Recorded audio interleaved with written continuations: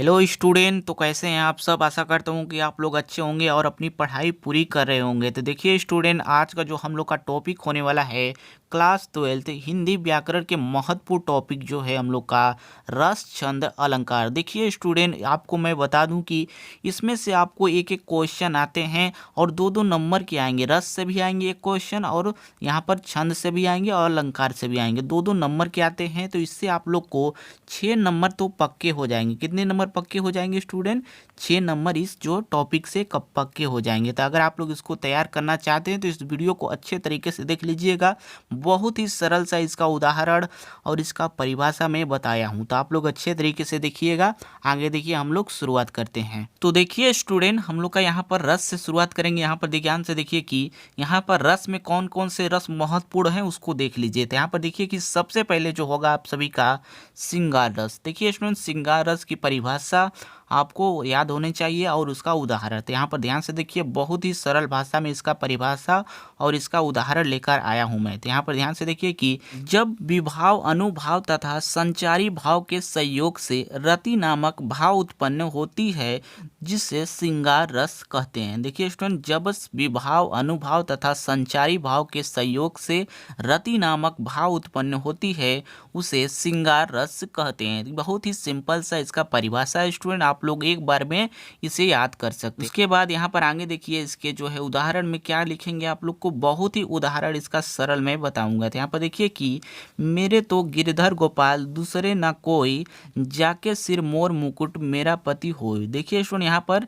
इसके उदाहरण में आप लोग को अच्छे तरीके से बहुत ही सरल आपको उदाहरण लिखना है स्टूडेंट, ताकि आपको याद रहे। तो इसीलिए मैं बहुत ही सरल इसका उदाहरण लेकर आया हूँ। तो एक बार फिर से देखिए कि मेरे तो गिरधर गोपाल दूसरों न कोई, जाके सिर मोर मुकुट मेरा पति होई। तो देख लीजिए अच्छे तरीके से और इसका परिभाषा, उदाहरण। तो इसका स्क्रीनशॉट ले लीजिए। उसके बाद हम लोग अगले जो रस है उसको भी देख लेते हैं। तो आगे देखते रहिए। तो देखिए स्टूडेंट, आगे हम लोग का यहाँ पर कौन सा रस है, वीर रस। इसे भी आप लोग अच्छे तरीके से तैयार कर लीजिएगा, क्योंकि ये भी आपके 100% पूछे जाने में से एक है ये रस। तो यहाँ पर ध्यान से देखिए कि जब विभाव, अनुभाव और संचारी भाव के संयोग से उत्साह नामक अस्थाई भाव से वीर रस की उत्पत्ति होती है। उत्साह नामक अस्थाई भाव से वीर रस की उत्पत्ति होती है। बहुत ही सरल सा इसका डिफिनेशन स्टूडेंट, बहुत ही आसान तरीके से इसे याद कर सकते हैं। एक बार फिर से देखिए कि जब विभाव, अनुभाव और संचारी भाव के संयोग से उत्साह नामक अस्थाई भाव उत्पन्न होती है, जिसे वीर रस की उत्पत्ति हो जाती है स्टूडेंट। तो इसका आप लोग परिभाषा लिख लीजिए। उसके बाद इसके उदाहरण को देख लेते हैं। तो उदाहरण में आप लोग क्या लिखेंगे स्टूडेंट, बहुत ही सरल इसका उदाहरण है। यहाँ पर ध्यान से देखिए कि बुंदेले हर बोलो के मुख हमने सुनी कहानी थी, खूब लड़ी मर्दानी वो तो झांसी वाली रानी थी। तो ये आपको अच्छे तरीके से लिख लेना है। क्या लिखना है उदाहरण में, बुंदेले हर बोलो के मुख हमने सुनी कहानी थी, खूब लड़ी मर्दानी वो तो झांसी वाली रानी थी। तो यही आपको उदाहरण में लिख लेना है। आपको 100% ये दोनों रसों में से एक रस तो आएगा ही आएगा। तो इसलिए इसके बाद हम लोग एक और रस को देख लेते हैं, तो उसके बाद हम लोग आगे देखेंगे। तो देखिए स्टूडेंट, हम लोग का यहाँ पर अगला जो रस है करुड़ रस। ये भी रस बहुत ही मोस्ट इंपॉर्टेंट है, तो इसको भी आप लोग अच्छे तरीके से तैयार कर लीजिए। तो यहाँ पर देखिए कि क्या है इसका परिभाषा में। यहाँ पर ध्यान से देखिए कि शोक अस्थाई भाव, विभाव, अनुभाव और संचारी भाव के संयोग से करुड़ रस की उत्पत्ति होती है। क्या होती है स्टूडेंट? करुड़ रस की उत्पत्ति होती है। तो एक बार फिर से देखिए कि शोक अस्थाई भाव, विभाव, शोक अस्थाई भाव, विभाव, अनुभाव और संचारी भाव के संयोग से करुड़ रस की उत्पत्ति होती है। तो देख लीजिए अच्छे तरीके से। उसके बाद इसके उदाहरण को भी हम लोग देख लेते हैं। तो उदाहरण में देखिए यहाँ पर अच्छे तरीके से कि क्या करना है उदाहरण में, कि मणि खोए भुजंग सी, जननी फंसा पटक रही थी, शीश अंधी आज बनाकर मुझको क्या न्याय दिया तुमने जगदीश। क्या कह रहा है इसका उदाहरण, एक बार फिर से देखिए कि मणि खोए भुजंग सी, जननी फंसा पटक रही थी, शीश अंधी आज बनाकर मुझको क्या न्याय किया तुमने जगदीश। तो देख लीजिए अच्छे तरीके से। इसका परिभाषा और इसका उदाहरण भी आप लोग अच्छे तरीके से याद करिएगा।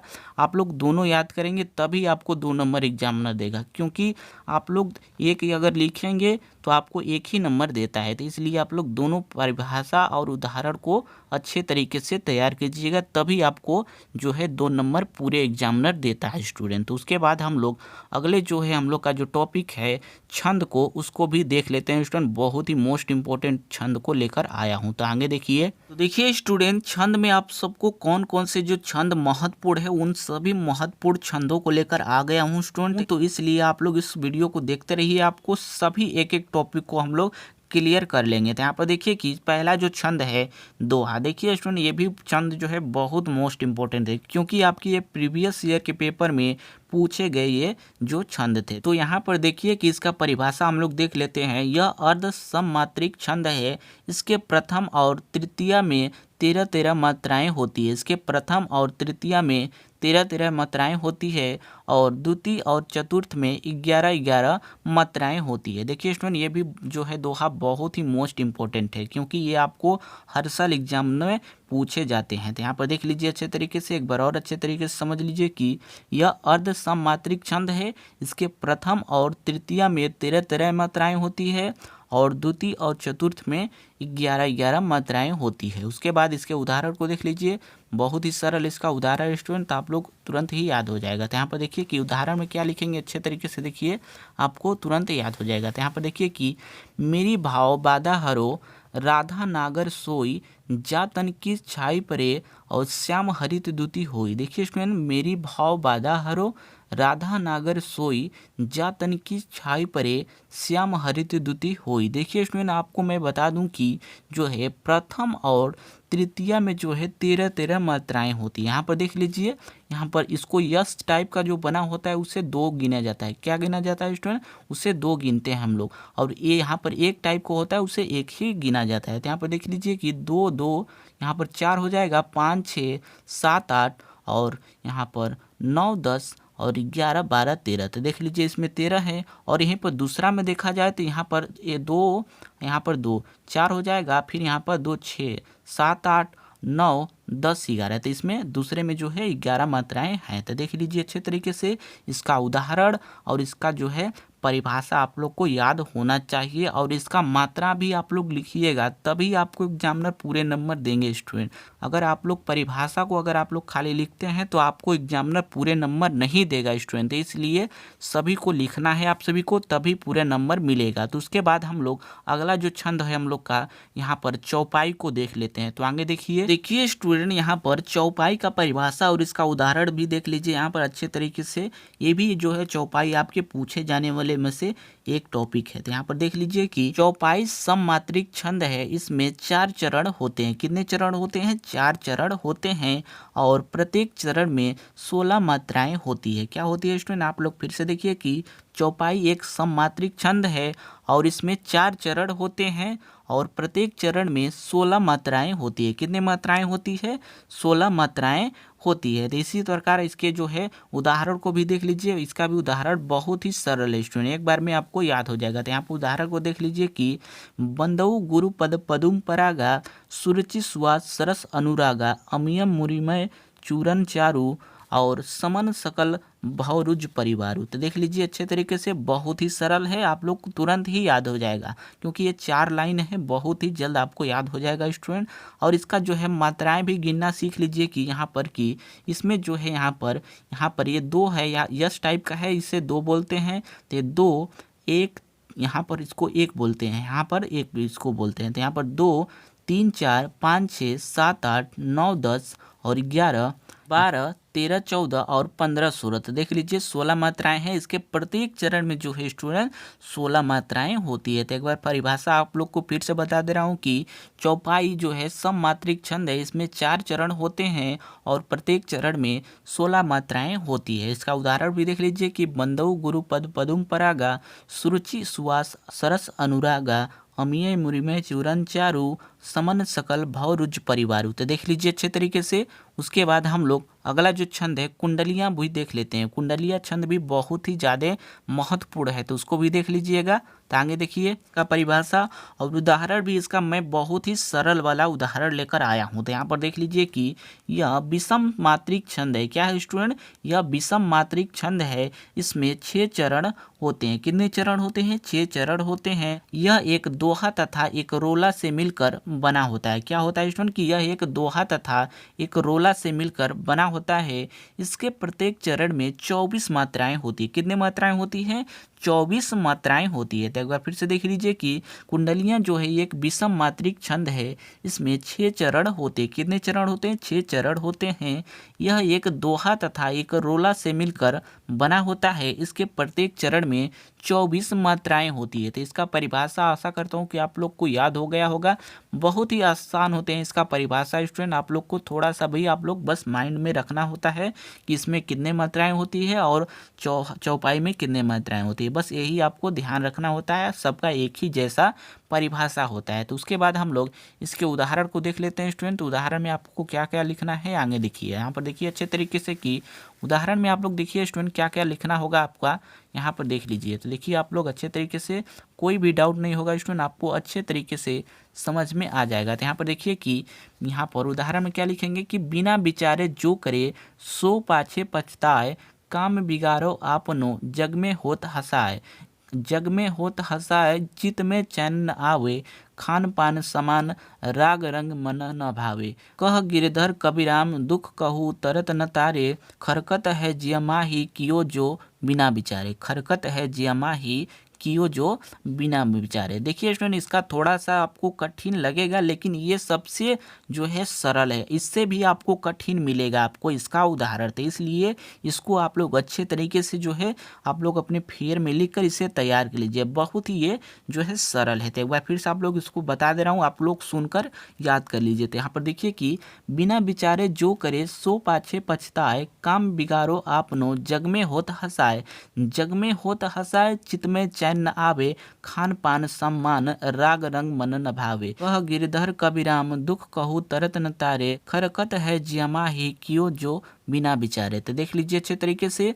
और इसका मात्रा भी इसके जो है 24 मात्राएं होंगी। सब में जो है 24 मात्राएं होती है। तो इसी प्रकार हम लोग अगले जो है अलंकार को देख लेते हैं स्टूडेंट। अलंकार भी आपको 2 नंबर में पूछे जाते हैं, तो अलंकार को हम लोग देख लेते हैं। तो आगे देखिए। तो देखिए स्टूडेंट अलंकार में जो जो मोस्ट इंपॉर्टेंट है सभी को लेकर आ गया हूँ। तो यहाँ पर देखिए कि अनुप्रास अलंकार, यमक अलंकार, श्लेष अलंकार और उपमा अलंकार और रूपक अलंकार, उत्प्रेक्षा अलंकार, सभी अलंकार को मैं बताने वाला हूँ। अगर आपको मैं बताऊं कि कौन कौन से मोस्ट इंपॉर्टेंट है तो उसको भी मैं बता दूंगा इसमें से कौन कौन मोस्ट इंपॉर्टेंट है। तो यहाँ पर देखिए कि अच्छे तरीके से कि अनुप्रास अलंकार, इसका परिभाषा देख लीजिए। बहुत ही आसान होते हैं इसका परिभाषा स्टूडेंट, आप लोग को याद हो जाएगा तुरंत ही। तो यहाँ पर देखिए कि जहाँ पर एक ही वर्ड की आवृत्ति एक से अधिक बार होने से अनुप्रास अलंकार की अनुभूति होती है। क्या होती है स्टूडेंट? अनुभूति होती है। जहाँ पर एक ही वर्ड की आवृत्ति एक से अधिक बार होने से अनुप्रास अलंकार की अनुभूति होती है। उसके बाद यहाँ पर आगे देखिए इसके उदाहरण में क्या लिखना है। इसका उदाहरण भी मैं बहुत ही सरल ढूंढ कर लाया हूँ। तो यहाँ पर देखिए कि उदाहरण में क्या लिखेंगे कि तरनी तनुजा तट तमाल तरवर बहु छाय। तरनी तनुजा तट तमाल तरवर बहु छाय। बहुत ही सरल है कि नहीं? बहुत ही आसान होते हैं ऐसे उदाहरण और उसके परिभाषा स्टूडेंट। आप लोग थोड़ा सा मेहनत करेंगे तो आपको पूरा आप लोग को याद हो जाए। उसके बाद हम लोग अगला जो अलंकार है उसको देख लेते हैं। तो आगे देखिए। तो देखिए स्टूडेंट यमक अलंकार, ये भी मोस्ट इंपोर्टेंट स्टूडेंट, इसको आप लोग मोस्ट इंपोर्टेंट लगा लीजिएगा। क्या लगाइएगा? इंपोर्टेंट लगा लीजिएगा इसको, क्योंकि ये 100% पूछे जाने वाले हैं, क्योंकि ये 2012 से लगातार पूछ रहा है। तो यहाँ पर देख लीजिए कि जहाँ पर एक ही शब्द का प्रयोग 2 या 2 से अधिक बार हो परंतु प्रत्येक शब्द का अर्थ अलग अलग हो, यमक अलंकार होता है। क्या होता है स्टूडेंट? यमक अलंकार होता है। जहाँ पर एक ही शब्द का प्रयोग 2 या 2 से अधिक बार हो परंतु प्रत्येक का अर्थ अलग अलग हो, यमक अलंकार कहलाता है। क्या कहलाता है? यमक अलंकार कहलाता है। उसी प्रकार यहाँ पर इसके उदाहरण को देख लीजिए कि उदाहरण में भी बहुत ही मैं सरल लेकर आया हूँ। कितना सरल है आप लोग देख ही सकते हैं। यहाँ पर देखिए कि कनक कनकते 100 गुनी मधकता अधिका, या खाए बौराए जग या पाए बह रहा है। तो देख लीजिए अच्छे तरीके से, इसका उदाहरण भी बहुत ही आसान है स्टूडेंट। तो उसके बाद हम लोग इसके अगले जो अलंकार है उसको भी देख लेते हैं स्टूडेंट। आगे देखते रहिए, बहुत ही मोस्ट इंपोर्टेंट ये सब अलंकार होने वाले हैं। तो आगे देखिए, तो देखिए स्टूडेंट अगला जो हम लोग का अलंकार है, यहाँ पर ध्यान से देखिए कि श्लेष अलंकार। देखिए स्टूडेंट, श्लेष अलंकार की परिभाषा और इसका उदाहरण भी आप लोग देख लीजिए। ये भी अलंकार बहुत ही मोस्ट इंपॉर्टेंट है, तो इसको भी आप लोग तैयार कर लीजिएगा, क्योंकि बहुत ही छोटे छोटे स्टूडेंट आप लोग 3 से 4 अलंकार तैयार करे रहेंगे तभी आपके जो है पेपर में आपको 1 से 2 आ ही जाएगा। तो यहाँ पर देखिए कि जहाँ पर एक शब्द का एक ही बार प्रयोग होता है लेकिन उसके एक से अधिक अर्थ होते हैं, श्लेष अलंकार कहलाते हैं। जहाँ पर एक शब्द का एक ही बार प्रयोग हो लेकिन उसके एक से अधिक अर्थ होते हैं, श्लेष अलंकार वो कहलाते हैं। तो यहाँ पर इसके उदाहरण में देख लीजिए कि ये रहीमन पानी राखिए बिन पानी सब सून। तो देख लीजिए स्टूडेंट, ये भी बहुत ही मोस्ट इंपॉर्टेंट जो है अलंकार था, तो इसको भी आप लोग 100% तैयार कर लीजिएगा। इसका परिभाषा आप लोग एक बार फिर से देख लीजिए कि जहाँ पर एक शब्द का एक ही बार प्रयोग होता है लेकिन उसके एक से अधिक अर्थ होते हैं, श्लेष अलंकार कहलाते हैं। तो देख लीजिए अच्छे तरीके से। इसके बाद अगला जो अलंकार है हम लोग का उसको देख लेते हैं। तो आगे देखिए, तो देखिए स्टूडेंट अगला जो अलंकार है हम लोग का, यहाँ पर ध्यान से देखिए कि उपमा अलंकार। इसे भी आप लोग देख लीजिए, ये भी बहुत ही ज़्यादा मोस्ट इंपॉर्टेंट है। तो यहाँ पर देखिए कि जहाँ किसी व्यक्ति या वस्तु की तुलना किसी अन्य व्यक्ति या वस्तु के रंग रूप गुण धर्म के आधार पर की जाती है तो उसे उपमा अलंकार कहते हैं। क्या कहते हैं स्टूडेंट? उपमा अलंकार कहते हैं। तो यहाँ पर देख लीजिए अच्छे तरीके से एक बार फिर से कि जहाँ किसी व्यक्ति या वस्तु की तुलना किसी अन्य व्यक्ति या वस्तु के रंग रूप गुण धर्म के आधार पर की जाती है तो उसे उपमा अलंकार कहते हैं। तो उसके बाद यहाँ पर इसके उदाहरण को देख लीजिए। उदाहरण भी बहुत ही सरल है। तो यहाँ पर इसके उदाहरण देखिए कि हरिपद कोमल कमल से, हरिपद कोमल कमल से, या फिर इसे पीपर पात सरिस मन डोला, इसे भी आप लोग याद कर सकते हैं। तो दोनों में से आप लोग कोई भी याद कर सकते हैं जो भी आपको आसान लगे। तो यहाँ पर देख लीजिए इसका उदाहरण और इसका जो है परिभाषा, तो देख लीजिए अच्छे तरीके से। उसके बाद हम लोग अगला जो अलंकार है वो उसको भी देख लेते हैं। तो आगे देखिए, तो देखिए स्टूडेंट रूपक अलंकार को यहाँ पर देख लीजिए कि इसका परिभाषा बहुत ही छोटा है स्टूडेंट, आप लोग देख लीजिए। यहाँ पर देखिए कि जहाँ उपमेय में उपमान की भेद रहित आरोप हो वहाँ पर रूपक अलंकार होता है। कहाँ होता है स्टूडेंट? कि जहाँ उपमेय में उपमान की भेद रहित आरोप हो वहाँ रूपक अलंकार होता है। और इसका उदाहरण देख लीजिए कि चरण कमल बंदो हरिराई, इसका उदाहरण हो जाएगा। क्या हो जाएगा? चरण कमल बंदो हरिराई। और इसका रूपक अलंकार का जो परिभाषा हो जाएगा, जहाँ उपमेय में उपमान की भेद रहित आरोप हो वहाँ रूपक अलंकार होता है। भेद रहित आरोप हो वहाँ रूपक अलंकार होगा। और इसका उदाहरण देख लीजिए, चरण कमल बंदो हरिराई। तो इसके बाद हम लोग अगला जो अलंकार है हम लोग का लास्ट अलंकार होने वाला है उसको देख लेते हैं, उत्प्रेक्षा अलंकार को। तो आगे देखिए, तो देखिए स्टूडेंट उत्प्रेक्षा अलंकार, ये भी अलंकार आपको मोस्ट इंपॉर्टेंट है। इसको आप लोग मोस्ट इंपॉर्टेंट में लगा लीजिएगा क्योंकि ये आपको 100% पूछे जाने वाले हैं। यहाँ पर देखिए कि जहाँ उपमेय में उपमान की संभावना की जाए वहाँ उत्प्रेक्षा अलंकार होता है। क्या होता है स्टूडेंट?